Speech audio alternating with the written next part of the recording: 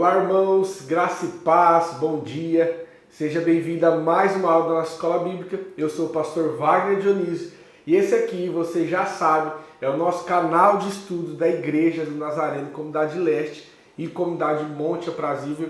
E nós estamos em mais uma aula do nosso Panorama Bíblico. Nós vamos falar hoje sobre o Evangelho de Lucas, tá? Eu quero começar essa aula fazendo uma oração. Se você pode, feche seus olhos. Pai, nós queremos te louvar mais uma vez, mais um dia, mais uma semana, Senhor Pai, por esta oportunidade, por essa chance, Senhor Pai, que temos aqui de forma aberta, de forma livre, em falar acerca da Tua palavra, do aprendizado, do conhecimento do Senhor. Pai, fica conosco, em nome de Jesus, vai lá, Senhor Pai, invade cada lar agora, cada casa, Senhor Pai, cada carro, cada trabalho, onde tiver um celular, um computador, uma televisão me assistindo, que o Senhor possa ser o nosso professor. Pai, eu quero te louvar pelo interesse, pela sede desse irmão que está me assistindo agora, em conhecer mais acerca da Tua palavra, que isso possa ser cada vez mais crescente na nossa vida, que nós possamos cada vez mais buscar a profundidade do conhecimento do Senhor. Em nome de Jesus. Amém. Amém, queridos? Então hoje nós estamos falando, vamos falar sobre o panorama bíblico do Evangelho de Lucas, tá? Lucas foi um evangelista, E escreveu dois livros do Antigo Testamento, dois livros do Novo Testamento, Que foi o Evangelho de Lucas e também o livro de Atos, tá? Então nós já vamos começar com conteúdo aqui.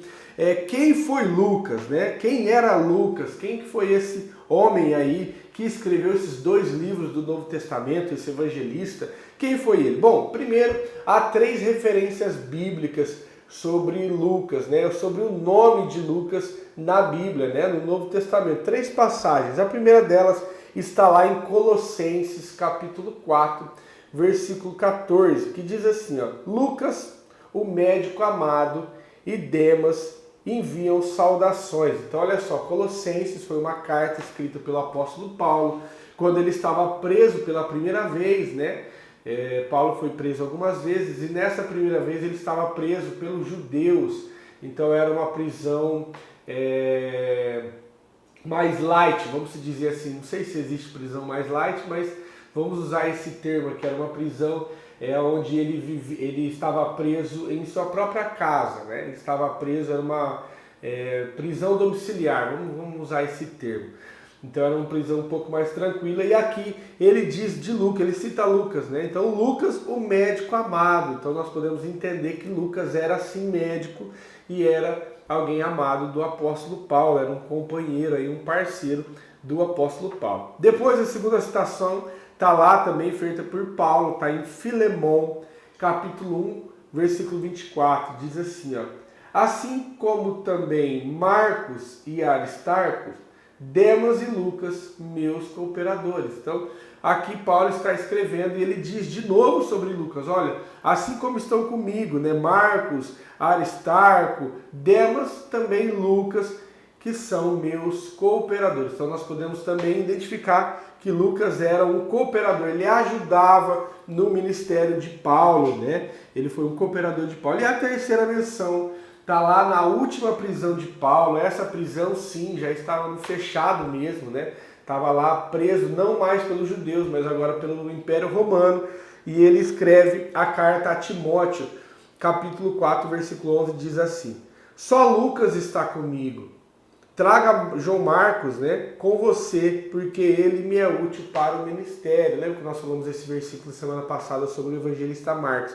Então observa que Lucas aqui também continuou auxiliando, continuou ajudando Paulo ali até o seu último momento da sua vida. Então esse foi o escritor Lucas, Lucas era um homem que ele era gentil, ele não era judeu, tá? E aqui eu quero esclarecer esse termo gentil. Eu sei que vários de vocês conhecem, mas como nós estamos numa escola, tem bastante pessoa que não tem familiaridade com os termos bíblicos, E eu preciso te explicar.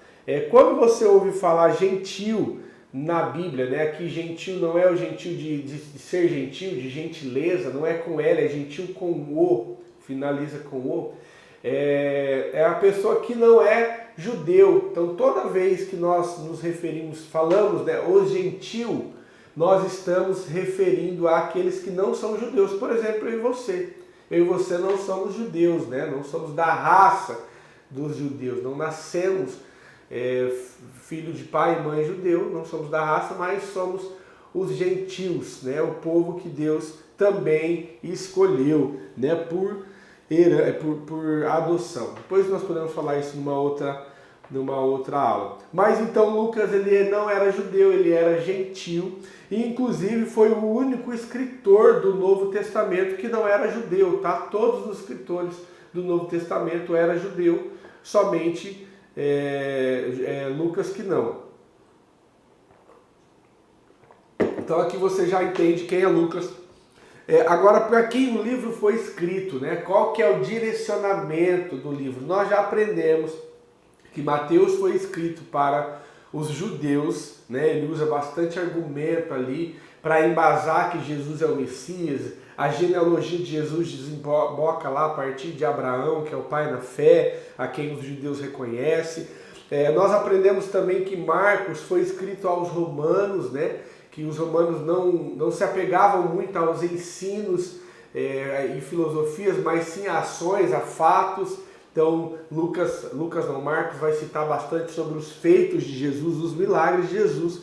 E aqui agora nós vemos Lucas, que ele escreve o livro para os gentios, tá? O livro para as pessoas em geral, aqueles que não eram judeus. Olha só como começa o Evangelho de Lucas, capítulo 1, versículo 1, diz assim, ó: tendo muito elaborado uma narração dos fatos que entre nós se cumpriram, conforme nos transmitiam os que desde o início foram deles testemunha oculares e ministros da palavra.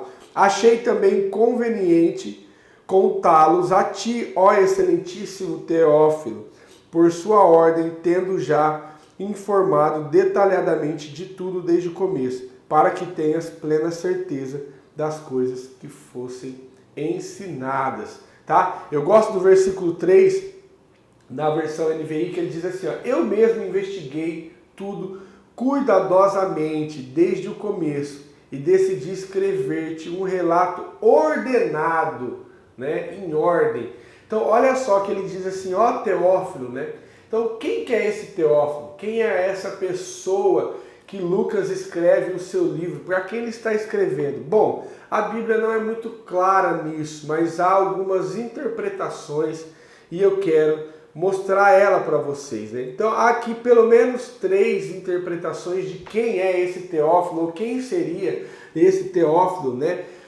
A primeira interpretação é que Teófilo é um homem real que existiu, até porque o nome Teófilo era um nome comum naquela época, então ele estava escrevendo para alguém que era alguém real que chamava Teófilo, ou então ele estava escrevendo para uma pessoa real, e ele usa esse termo Teófilo para esconder quem era a pessoa. Alguns estudiosos dizem que ele poderia até ter escrito para Tito Flávio Clemente, que era sobrinho do imperador romano Vespasiano. Então essa é a primeira interpretação, que ele estava escrevendo para uma pessoa real. Teófilo, querido, significa o termo Teófilo, né, que vem de Deus, Teo, de Deus, e Filos, de amigo, né? Então Teófilo seria amigo de Deus, a tradução é amigo de Deus. Então pode ser que ele tenha escrito uma pessoa real, pode ser que ele tenha escrito uma pessoa real que não chamava Teófilo e que ele usou esse termo apenas para esconder ali para esconder não, mas pelo menos para não deixar claro, né, a pessoa que era. E também ele poderia ter usado isso como receptor genérico. Vamos imaginar que ele está escrevendo para um número amplo de pessoas. Olha, vocês que são amigos de Deus, né? Lembra que Teófilo significa amigos de Deus? Então ele poderia estar escrito para uma comunidade mais ampla, para várias pessoas. Olha, vocês que são amigos de Deus, eu estou escrevendo isso. E aí há uma outra interpretação, como que ele faz, né? Que as pessoas interpretam, que pode ser uma referência ao leitor. Esse Teófilo pode se referir a mim e a você, aquele que está lendo, né? Então ele diz assim, ó, tendo muito elaborado uma narração dos fatos que entre nós cumpriram, conforme nos transmitiram os que desde o início foram deles testemunhas oculares e ministros da palavra. Achei também conveniente contá-los a ti, ó excelentíssimo leitor, né? Ou a ti, ó excelentíssimo amigo de Deus, que é essa a tradução. Então, aqui isso importa muito pouco para quem ele escreveu. Nós sabemos que se está na Bíblia é para nós, para mim, para você. Então, é palavra de Deus. Apenas a nível de conhecimento eu quis trazer essas interpretações, tá? Vamos lá, pastor, quais são as evidências que Lucas não escreveu para os judeus e sim para os gentios? Tem várias evidências no próprio texto, tá? Não são evidências extras bíblicas, não. São no próprio texto que ele escreveu para um povo que não era judeu. Uma delas é, quando ele vai falar sobre a genealogia de Jesus, lembra que Mateus cita a genealogia de Jesus? E ele começa lá em Abraão, a genealogia de Jesus em Mateus desemboca de Abraão. Por quê? Porque para o povo judeu importava Abraão, né? Então ele começa dizendo a partir de Abraão. Já aqui, Lucas, a genealogia de Jesus, você vai encontrar lá no capítulo 3, versículo 23. Olha só, diz assim, ó, vamos ler comigo. Jesus tinha quase 30 anos quando começou o seu ministério. Era como se pensava, filho de José, filho de Eli, filho de Matã, filho de Levi, filho de Melqui. Aí vai falando a genealogia, certo? No versículo 38, que ele vai finalizar a genealogia, vamos ler o 37. Diz assim, ó, filho de Matusalém, filho de Enoque, filho de Jared, filho de Maletlel, filho de Cainã, filho de Enos, filho de Sete e filho de Adão. Observa que agora a genealogia não desemboca de Abraão, mas sim de Adão. Ele vai muito além.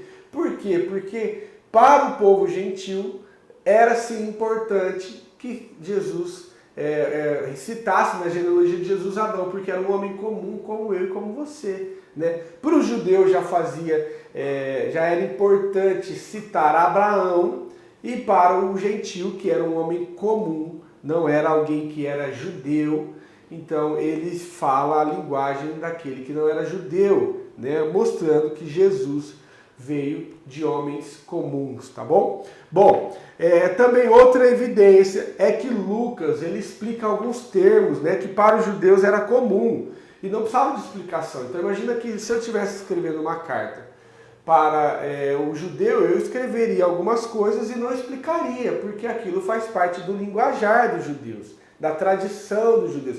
Imagina que eu fosse escrever para você hoje, e eu fosse escrever assim, ó, olha, lá na comunidade leste, o fulano de tal fez isso, isso e isso. Eu não precisaria explicar o que é a comunidade leste. Agora, se eu estivesse falando esse vídeo para outro público, eu precisaria escrever, se eu estivesse escrevendo algo, né? Olha, lá na comunidade leste, uma comunidade da Igreja do Nazareno, em São José do Rio Preto, entende? Eu precisaria explicar, porque o público não entende o que é a comunidade leste. Você que já está familiarizado não entende. Então, quando ele vai escrever algumas coisas, por exemplo, como em Lucas 22, versículo 1, ele diz assim, ó, estava, pois, perto da festa dos pães ázimos, chamada Páscoa. Observe que quando ele diz chamada Páscoa, ele explica o que era a festa dos pães ázimos, né? Então, houve a necessidade de uma explicação. Se ele tivesse escrito para judeu, ele não precisaria dizer que isso era a Páscoa, porque era muito evidente, o judeu já conhecia essa festa, era uma das festas mais importantes do calendário judaico, né? Então, não precisava de explicação. Como ele está escrevendo para um povo que não era judeu, ele explica, tá? E assim, em vários pontos do livro, ele explica algumas tradições judaicas. Bom, características do livro de Lucas. Primeiro, ele foi escrito para os gentios, nós já falamos aqui. A outra coisa, Lucas, ele apresenta Jesus como Filho de Deus. Lembra que Mateus apresenta Jesus como Messias que já havia sido falado lá no Antigo Testamento, o judeu já conhecia. Depois Marcos apresenta Jesus como um servo, né? Um servo que venceu, que triunfou. E agora Lucas vai apresentar Jesus como um filho de Deus. Essa é a ênfase do livro, né? Mostrar que Jesus é o Filho de Deus, tá bom? Bom, característica do livro, nós já falamos que foi um livro escrito para os gentios. Lucas aqui é o evangelista que está focado mais nas pessoas marginalizadas da sociedade. Então o evangelho de Lucas tem esse foco também, né, de mostrar as pessoas que naquela época não tinha tanta importância, não era contado, né? Quando se contava alguma história, dava-se menos importância a essas pessoas, como as mulheres, por exemplo. As mulheres, na época bíblica, ela tinha muita pouca voz na sociedade, quase nenhuma, né? A mulher, ela era alguém que era marginalizada, posso usar esse termo sim, tá? Então ele relata muito sobre as mulheres, né? Olha só um exemplo disso no capítulo 8, versículo de 1 a 3, que diz assim: E aconteceu, depois disso, que andava de cidade em cidade, de aldeia em aldeia, pregando e anunciando o evangelho do reino de Deus. E os 12 iam ter com eles, e também algumas mulheres que haviam sido curadas de espíritos malignos e de enfermidades. Maria, chamada Madalena, da qual saíra 7 demônios, e Joana, mulher de Cusa, procurador de Herodes, e Susana e muitas outras que o serviam com seus bens. Então observa que ele dá uma ênfase às mulheres, né? Ele vai citar de Isabel, de Ana, ele vai citar a viúva de Naim, ele vai citar a pecadora que ungiu os pés de Jesus, ele cita Marta e Maria. Então ele dá bastante ênfase às mulheres. E ele também dá ênfase aos doentes, ele dá ênfase aos impuros, aos pobres, aos publicanos e aos gentios. Então são pessoas que não tinham muita voz naquela época, era realmente a escória da sociedade, né? As pessoas menos importantes. E aí então Lucas cita bastante, ele dá bastante ênfase, mostrando para todos nós que todos são importantes para Jesus, todos são importantes para Deus, né? Assim como o judeu, como o romano, como também nós que somos gentios e aqueles que são, né, na sociedade menos importantes, mas que para Jesus não tem diferença, todos são importantes, tá bom? Lucas é considerado pelos estudiosos da palavra, né, pelos teólogos, como o evangelho mais completo, né, como o melhor evangelho para se estudar, o evangelho mais completo. Por quê, pastor? Vou te explicar por quê. Por que Lucas é considerado o evangelho mais completo? Primeiro, por conta da sua extensão e detalhamento. Lucas é o maior evangelho escrito, tá? Ele tem 1.151 versículos, quando Mateus tem um pouco mais de 1.000. Então ele é o maior livro, né, o maior evangelho aí de Jesus, contando a vida de Jesus. E Lucas, ele é detalhista em alguns pontos. Lucas, por ser alguém que era estudioso, que era médico, né, alguém que foi estudado, que era culto, que estudou para ter uma profissão, ele era detalhista em algumas coisas, então ele dá bastante detalhes. Como, por exemplo, ele é o único evangelho que trata sobre a infância de Jesus, né? Nenhum outro evangelista vai falar sobre a infância de Jesus, fala sobre o nascimento, né? E depois já fala de Jesus, a sua idade adulta, o seu ministério.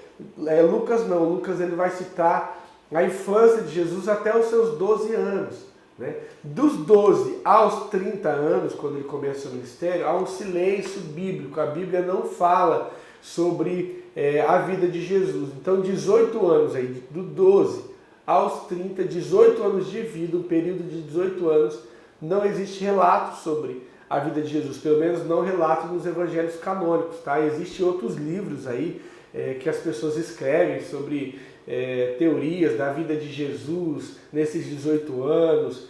Enfim, não é bíblico, querido. Isso aqui é história que as pessoas contam. Isso não é bíblico. Eu gosto muito de uma frase que o pastor Hernandes Dias Lopes usa, que ele fala assim: aonde a Bíblia não tem voz, onde a Bíblia não tem voz, nós não deveríamos ter ouvidos, né? Então, por quê? Porque cabe muito espaço para heresias, livros heréticos, enfim. Então a Bíblia não relata sobre essa data de 12 anos de Jesus até os 30 anos, tá? Mas Lucas dá detalhes sobre a infância. Lucas também é o único texto que vai falar pontos importantes da vida de Jesus, do Evangelho de Jesus, que hoje para nós, inclusive, serve como base, como referência, como a parábola do bom samaritano. Somente Lucas relata. Como também a história de Jesus na casa de Marta e Maria, somente o evangelista Lucas relata. Como também o rico e o Lázaro, lembra da parábola do rico e do Lázaro, né? Que Jesus vai citar o rico e o Lázaro. Ele também, somente Lucas relata isso. A história com Zaqueu, somente Lucas relata. O filho pródigo também, que é bastante importante para o nosso ensinamento, somente Lucas relata. Então, ele é bem detalhista em alguns pontos, por isso ele é considerado o evangelho mais completo. Outra coisa também, ele é considerado o evangelho mais completo porque ele usa uma perspectiva histórica bem ordenada. Como ele mesmo diz lá no versículo 3, né, do capítulo 1, ele fala, olha, eu vou trazer para vocês um relato ordenado. Então ele faz uma coisa bem certinha, bem conforme foi acontecendo cronologicamente, tá? Então a intenção dele era fornecer um relato meticuloso dos eventos de Jesus, tá bom? E como ele diz lá no versículo 3. Bom, outro ponto que também serve para considerar o evangelho de Lucas como um dos mais completos é que ele dá ênfase na compaixão e na inclusão. Lembra que eu falei que Jesus fala, ele cita muito aquelas minorias, né? Aquelas pessoas que não tinham voz. Aqui o evangelho de Lucas destaca, né, a compaixão de Jesus por todos os grupos sociais, incluindo mulheres, pobres, samaritanos, pecadores, né, sublinhando uma mensagem de inclusão e misericórdia. E aí, por último, para a gente finalizar, o contexto histórico e social. Lucas, sendo médico e um gentio, tinha interesse particular em situar os eventos de Jesus no contexto histórico e social da época, oferecendo uma visão mais ampla do ambiente em que Jesus viveu. Então ele dá mais relatos da história, ele coloca os leitores mais dentro daquilo que estava acontecendo, né? Porque ele dá relatos históricos, tá bom? Então por isso que Lucas é considerado o evangelho mais completo para se ter conhecimento aí, para se ler, para se estudar. Beleza? Bom, agora nós vamos, faltando alguns minutos para a gente acabar a aula. Você já entendeu quem foi Lucas, você já entendeu para quem o livro foi escrito, você já entendeu quais eram os principais pontos, né, do Evangelho de Lucas. Agora nós vamos falar de forma breve alguns capítulos. Começando ali no capítulo 1, o Evangelho de Lucas vai falar sobre o nascimento, vai começar como um anúncio do nascimento,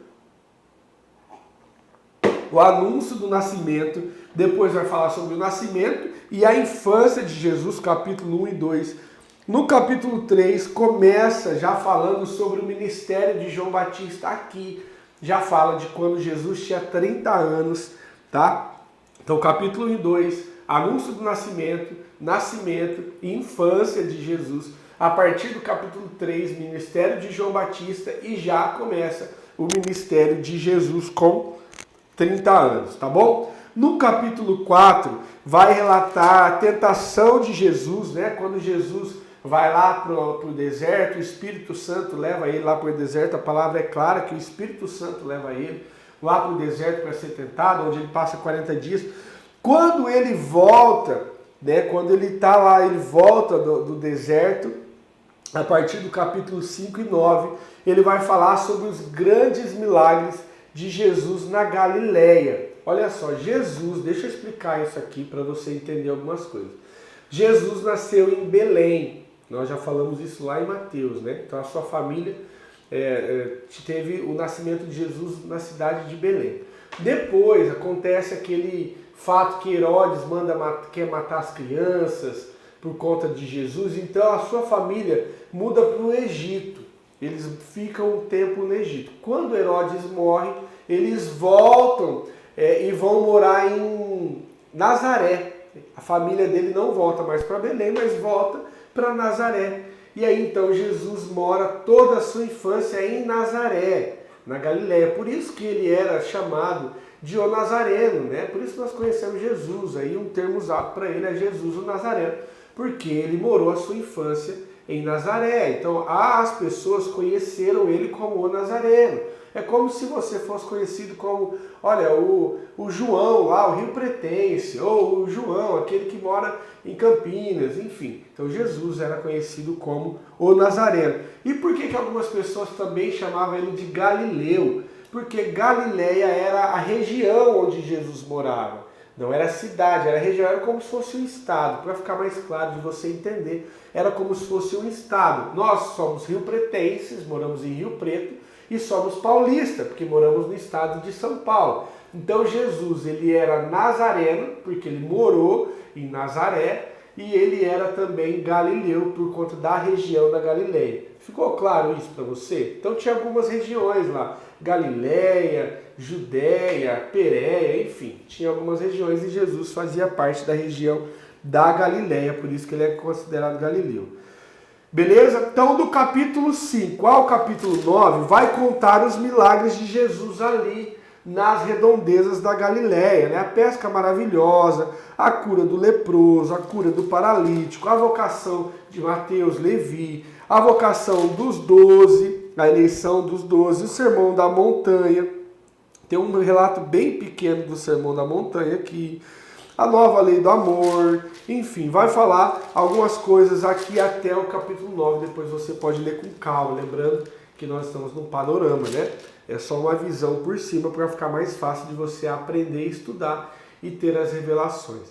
Beleza? Bom, no capítulo 9, no versículo 51, Jesus então decide ir para Jerusalém. Vamos ler comigo? Olha só, capítulo 9, versículo 51. Completando-se os dias para a sua ascensão, Jesus manifestou o firme propósito de ir para Jerusalém. Então, olha só, ele fez milagres ali na Galileia, onde ele morava, e aí agora ele decide ir para Jerusalém. Deixa eu só fazer um aspas aqui, um parênteses, perdão, para você poder entender. Lembra que eu falei que ele nasceu em Belém, viveu a sua infância em Nazaré, porém, quando ele começa o seu ministério aos 30 anos, ele escolhe a cidade de Cafarnaum para viver.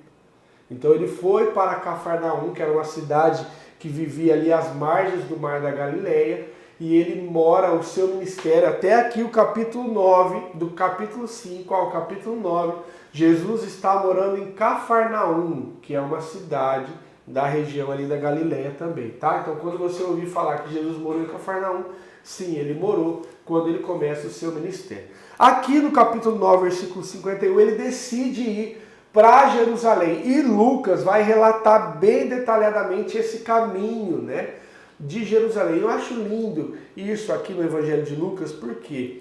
Porque vai mostrar para que Jesus veio. Jesus veio para me salvar e para te salvar. Jesus veio para morrer na cruz por mim e por você. Algo que você não conseguiríamos fazer. E aí Jesus veio para isso. Não, então aqui no capítulo 9 ele diz, olha, eu vou para Jerusalém. Ou seja, eu já vou lá para cumprir aquilo que eu vim cumprir, que é morrer para salvar a humanidade. Então, no capítulo 9 ele já começa a ir para o caminho do seu propósito. E aí Lucas detalha como foi o caminho. Então várias coisas aconteceram nesse caminho, né? Então ele cura pessoas, ele faz milagre, ele ensina, aqui vai falar vários ensinos, vai falar sobre Jesus censura os fariseus, vai falar sobre que não devemos temer os homens, vai falar sobre a parábola do rico e do insensato, vai falar sobre a solitude pela vida, vai falar sobre a parábola do servo vigilante, enfim, vai falar muitas coisas nesse caminho de Jesus pela Pérea, que é quando ele sai da Galileia e decide ir para Jerusalém. Ele passa por uma região que era a Pérea, né? E Lucas dá bastante detalhes sobre isso, mas observa que Jesus não veio para isso, Jesus veio para cumprir o propósito de salvação.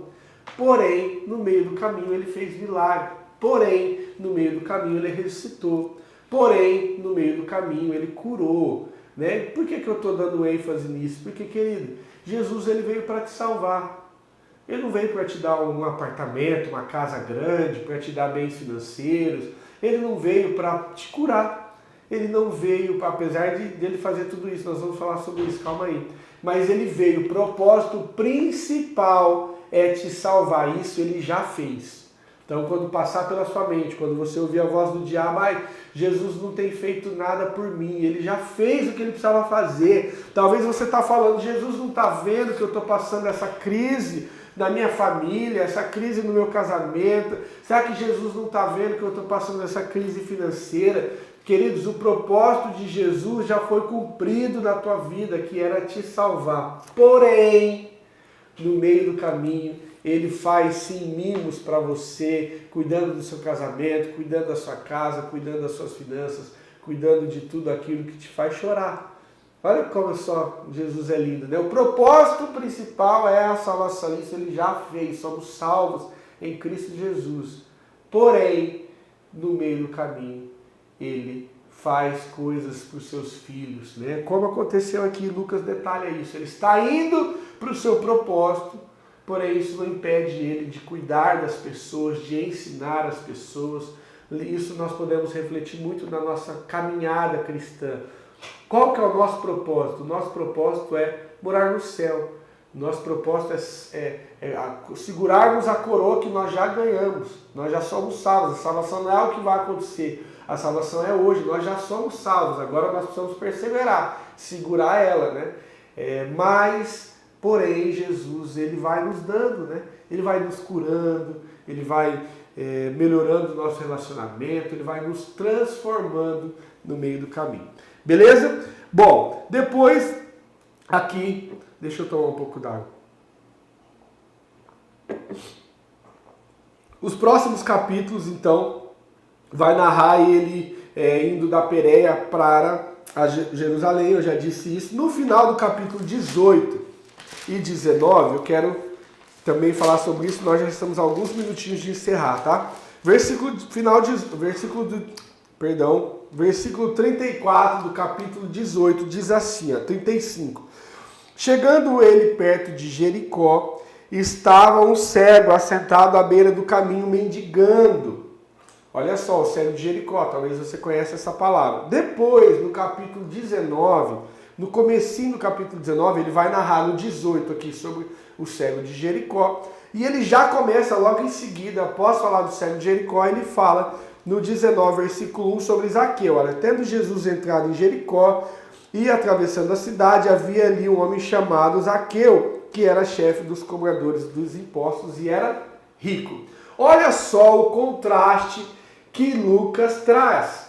Ele traz Jesus se encontrando, logo quando chega em Jericó, Jesus se encontrando com um homem pobre que mendigava, que era um cego, e logo em seguida, né, entrando na cidade, tudo junto, ele encontra com um homem muito rico, que era, a palavra diz que ele era rico, cobrador de imposto, que era Zaqueu. Olha só que contraste que Lucas traz para nós, o homem pobre e o homem rico. O que ele está mostrando por isso? Primeiro, que Jesus não faz distinção de classe social, Jesus não faz distinção de nada. E segundo, que tanto o pobre precisa de salvação e de misericórdia, quanto o rico também precisa de salvação e misericórdia de Jesus, né? Do nosso Senhor, de Deus. Tanto o pobre precisa ser transformado pelo Senhor, quanto o rico também precisa ser transformado pelo Senhor. Então Lucas traz esse contraste, né, para a gente poder ver, fazer esse entendimento. Bom, depois, logo em seguida, no 19, você vai ver a entrada triunfal, né, quando Jesus já entra em Jerusalém. No 19, a partir do 19, você vai ver a purificação do templo, né? Jesus ensinando ali ao redor do templo. A partir do capítulo 22, então, começa a trama para matar Jesus, né?